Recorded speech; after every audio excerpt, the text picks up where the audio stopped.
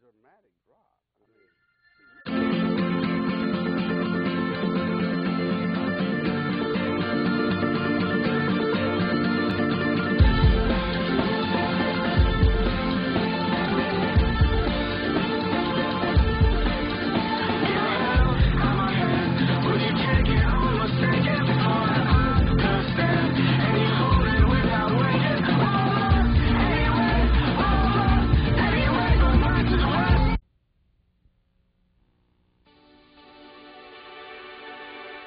The Virginia Cable Telecommunications Association and your local cable provider presents Cable Reports.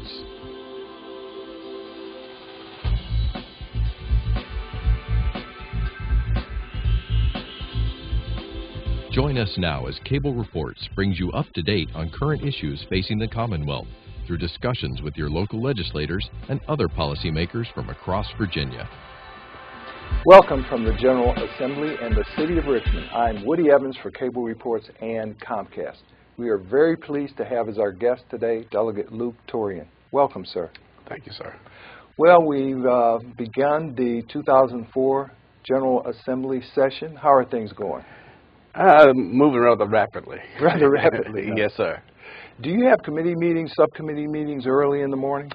Yes, we do. The earliest meeting that I have is a subcommittee meeting with Delegate Marshall, who is with county cities and towns, and we meet at 7 a.m. in the morning. 7 a.m. On Thursday morning. Yes. Wow. So do you commute back and forth from Prince William County? Or? No.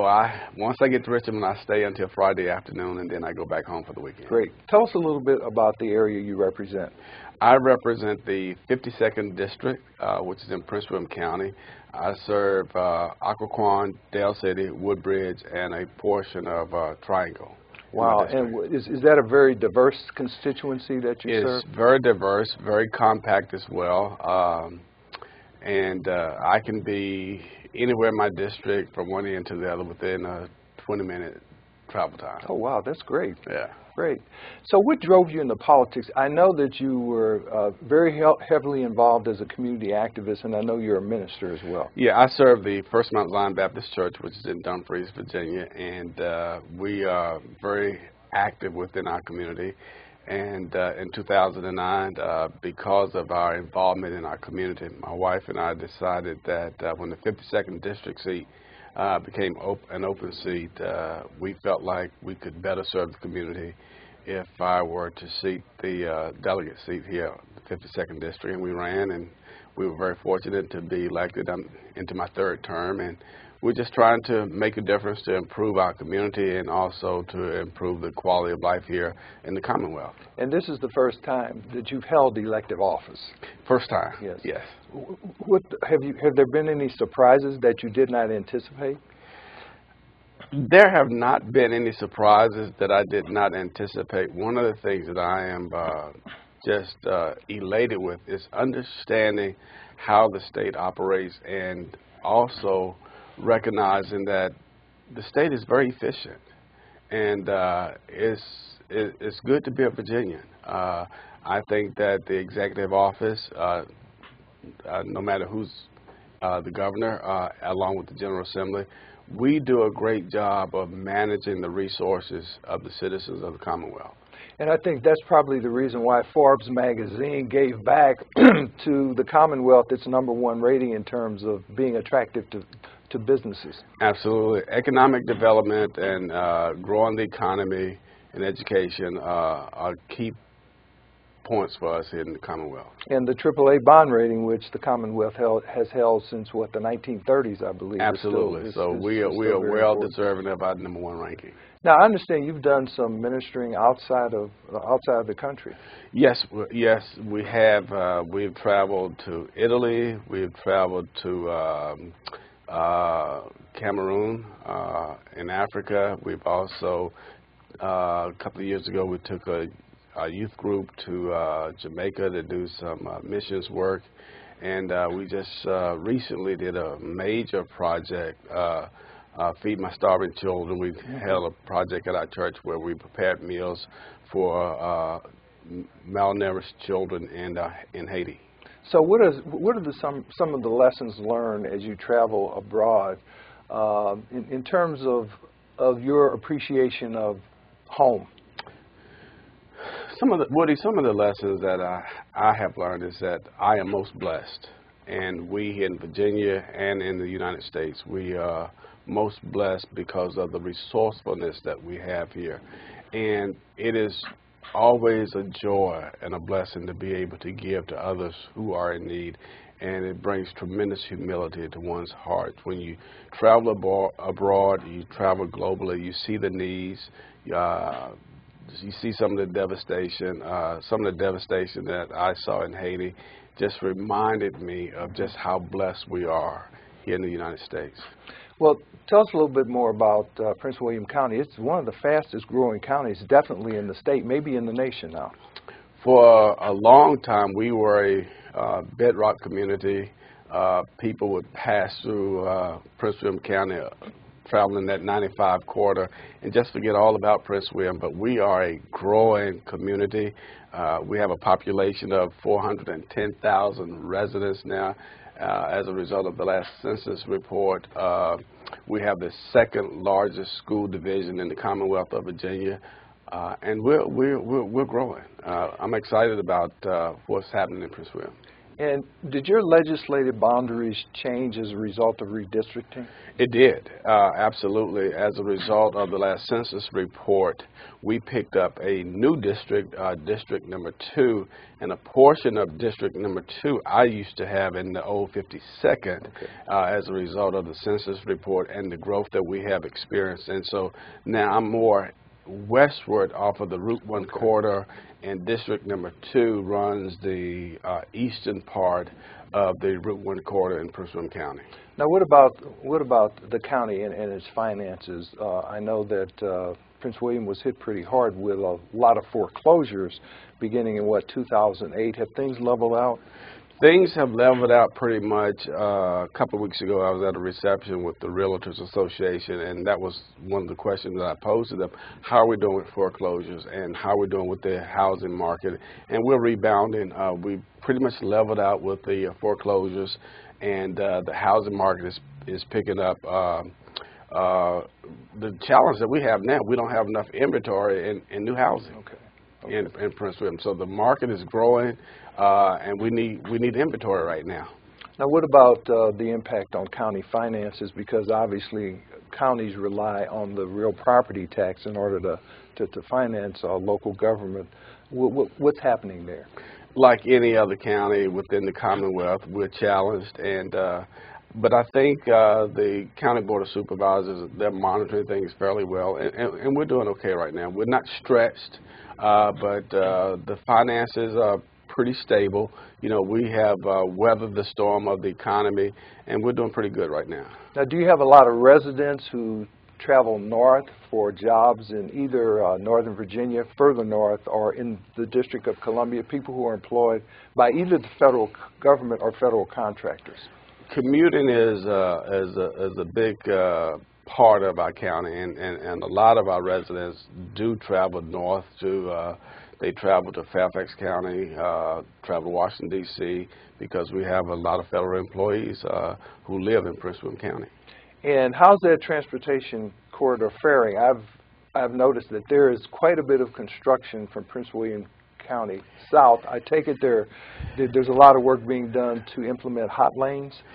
Woody, there's a lot of work being done, and it is a significant challenge for us. We're pleased with the work. The Department of Transportation, they're doing some fantastic work on that on the I-95 corridor between Garrisonville and Dumfries all the way up to the Ellsworth Road exit. A lot of work is being done. It's progressing quite well. We anticipate that in 2015 we will be able to benefit from the work of the Department of Transportation. But I would tell you, you have to pick and choose the time that you're going to be out on Interstate 95. Sure. It has been a challenge, but we're very pleased with the work. And we recognize that with the work, we're going to have some congestion, we're going to have some delays, but we'll benefit from it. And And for the most part, those of us who are local to the area, we recognize it, and we use the secondary roads to kind of get around. It's when we deal with vacation traffic that really compound things for us. Right. Now, do you have a significant number of veterans in your district? Yes, we do. We are very pleased to have Marine Base Quantico that's a part of our community, and we are just delighted with having the veterans community as a part of the Prince William County community, and we're humbled by their presence and by the service that they have rendered on the behalf of our country. So you've also got the FBI Academy there at Quantico as well. Yes, we have.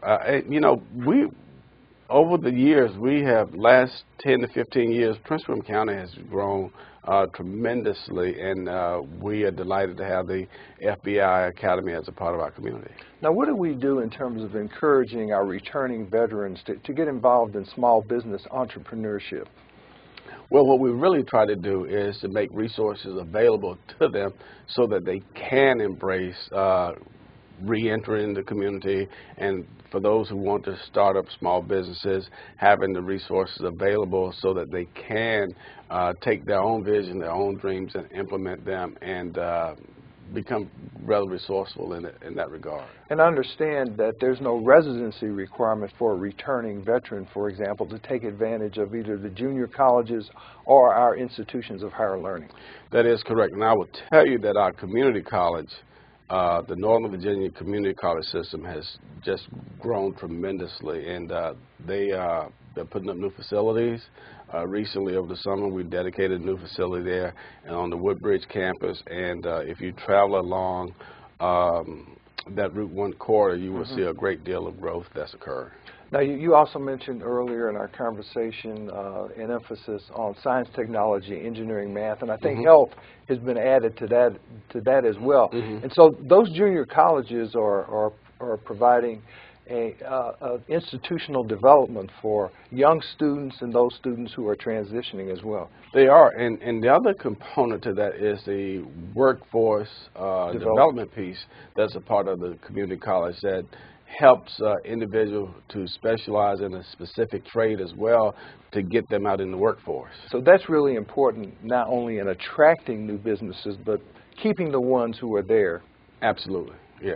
And we also have I think it's the 2+2 program that allows a person with a certain GPA to automatic admission into our institutions of higher learning, I believe. That's an excellent program because some young people who graduate from high school, they're not ready for the institutions of higher learning on the collegiate level when they go to the four-year institutions, and so they take advantage of the community college.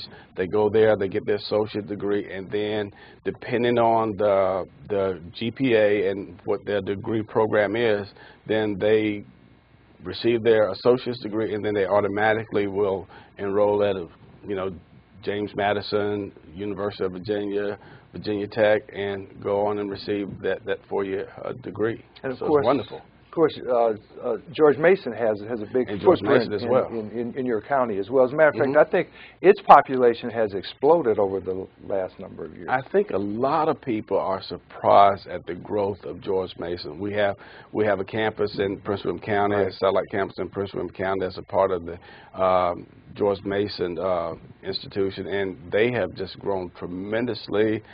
They're having to build new facilities relative to dormitory space as a part of the Fairfax campus as well. Now, what about the local school districts? How are they doing? I know the school districts in your area are renowned, and they bring a high degree of excellence there as well. We're doing quite well in Prince William County. We are the second largest school division in the Commonwealth of Virginia. We serve close to 90,000 students. 90,000? 90,000 students. And we're doing quite well. We're putting up 2 new high schools currently, and our facilities are just expanding. And that is a result of families moving into the county. So we're excited about what is happening with our educational system. Now, you and I were talking off camera about the need for education reforms. I think I had mentioned to you I have a granddaughter who always complains about the standards of learning tests. She becomes quite frustrated during a particular period of time. And that's an initiative that not only the new governor has endorsed, but also most members of the General Assembly. I wanted to get your thoughts on that. I think what we are experiencing now with our education system, there's some changes that are occurring, and we are coming to realize that in this global economy that we have, education is very important. The STEM program, very important. Looking at the SOLs and how we teach and how we educate our sons and daughters, very important. We need to remain competitive in this global economy, and looking at how we educate our children, looking at the SOLs, that's just one of the aspects of the educational system that we have to take a close look at. The important thing is for us to value the men and women who educate our sons and daughters. Yeah, some of those men and women who educate our sons and daughters are happy to engage in that discussion as well, because they feel like they're teaching to a test, I've heard. They feel like it takes too much of their time. They feel like the students are just memorizing facts and not learning how to critically think.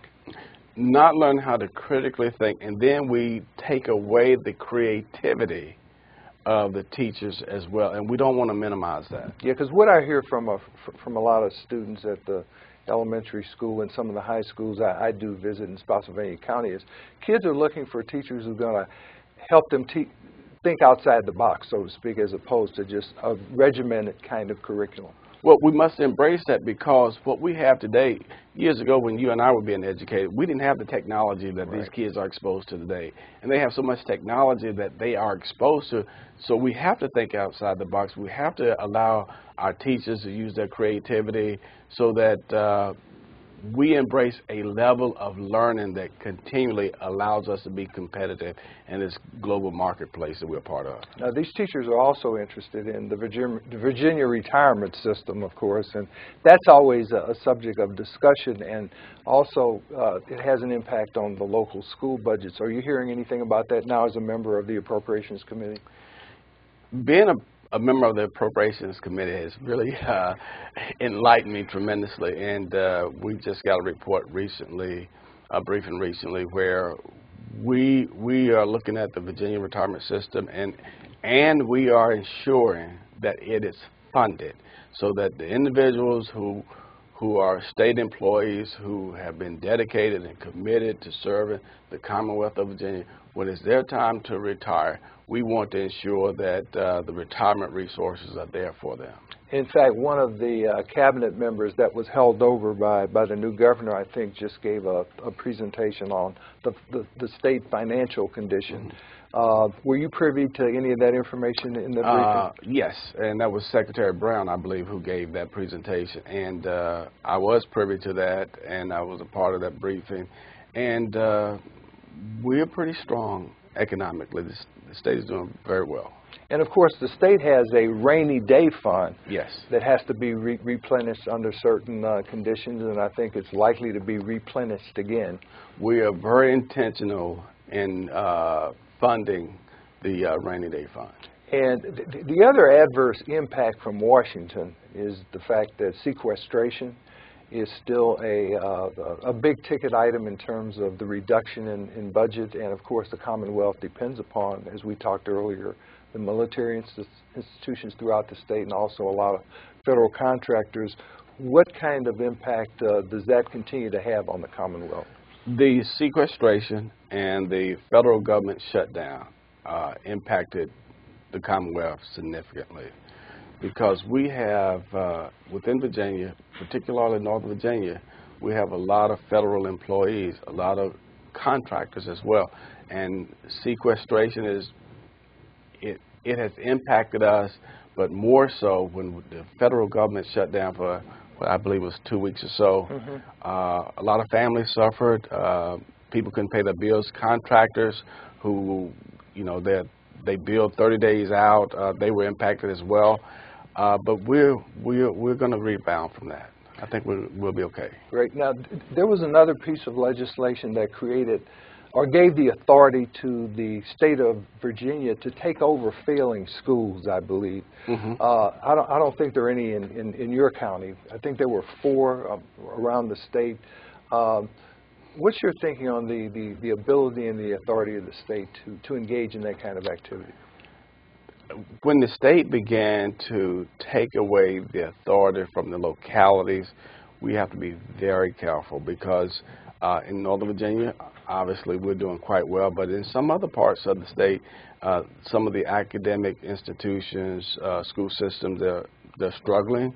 And I think the autonomy should lie with the locality, and we, as the Commonwealth, as a state, we should be very careful about how we intervene and begin to take over school divisions. Yes, student athletes have also been the subject of legislation this year, last year.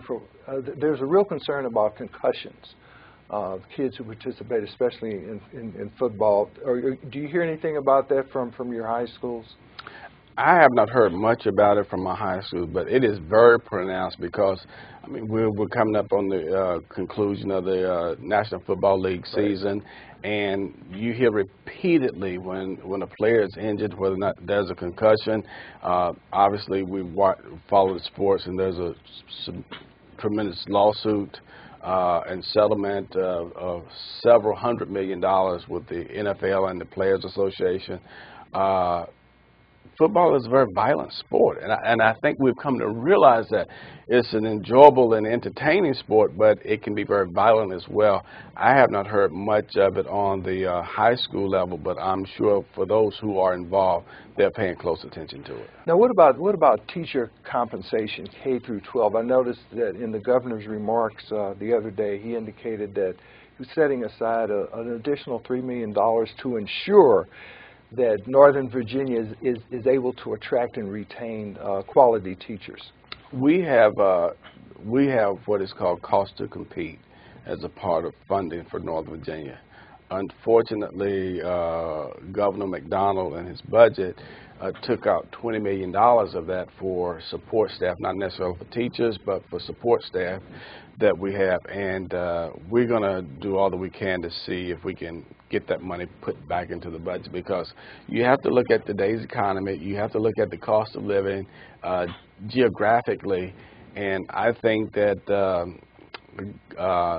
Governor McAuliffe is going to recognize the need to fund the cost to compete, and I think we'll be okay.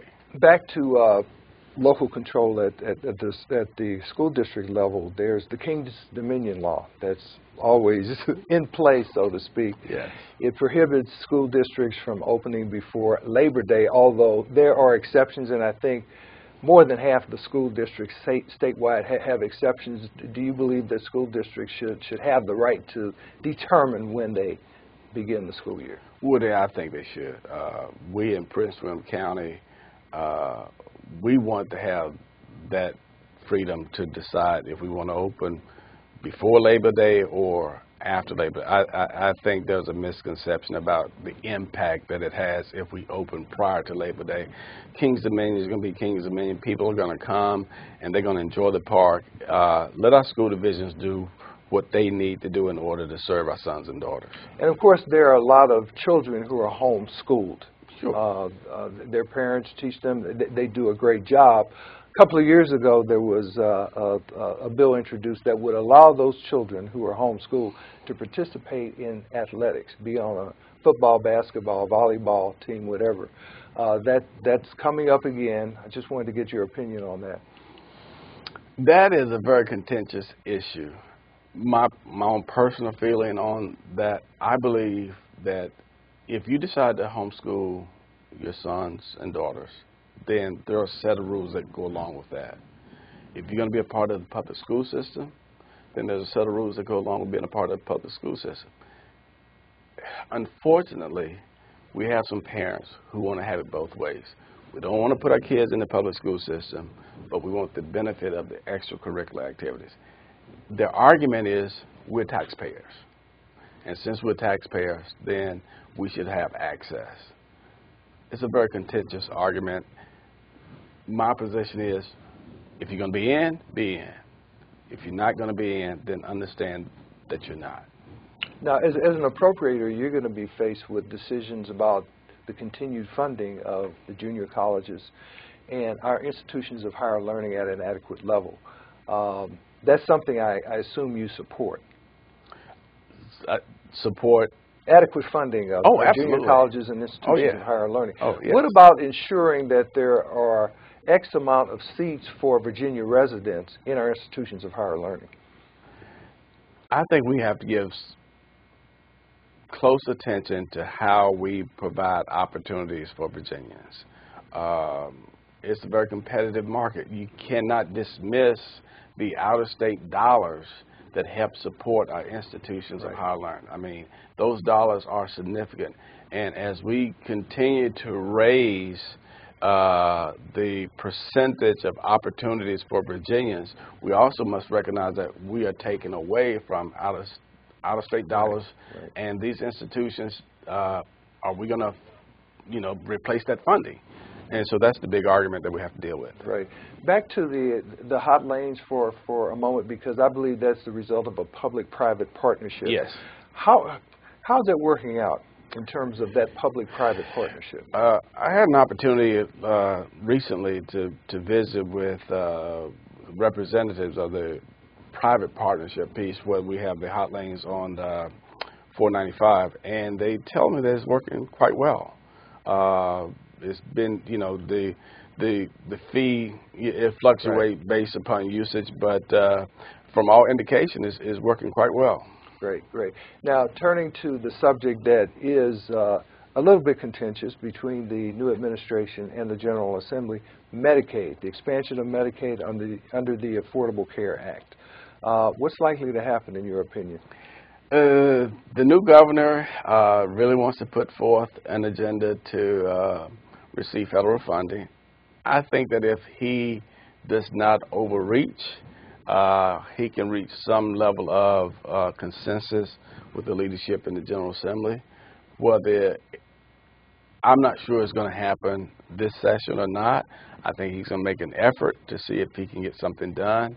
I agree with him that as taxpayers, we pay federal taxes, and those are dollars that we should benefit from as a Commonwealth. He may be able to get something done. I hope he will. I think that he is seeking to have bipartisan consent on some matters, and we'll see. Now, there is this Medicaid Review and Reform Commission that was set up last year, and of course, under current law, their objectives will expire in 2016. I think the governor wants to change that to the end of this session. And that would require a piece of legislation, obviously. I assume that's something you would support. Yes. And have you talked to any members of that commission to get their point of view? From what I read, most of them seem to oppose the expansion of Medicaid. They're concerned about whether the federal government will maintain its promises. I have not had an opportunity to visit with any of the members. I believe that the federal government will honor its commitment, and we need to do all that we can to expand Medicaid here in the Commonwealth. Great. Well, we'll end it there. We're pleased to have you, Delegate Luke Torian from Prince William County. Hope to see you soon. Thank you so very much, sir. Thank you for watching Cable Reports, brought to you by the Virginia Cable Telecommunications Association and Comcast. Until next time, I'm Woody Evans.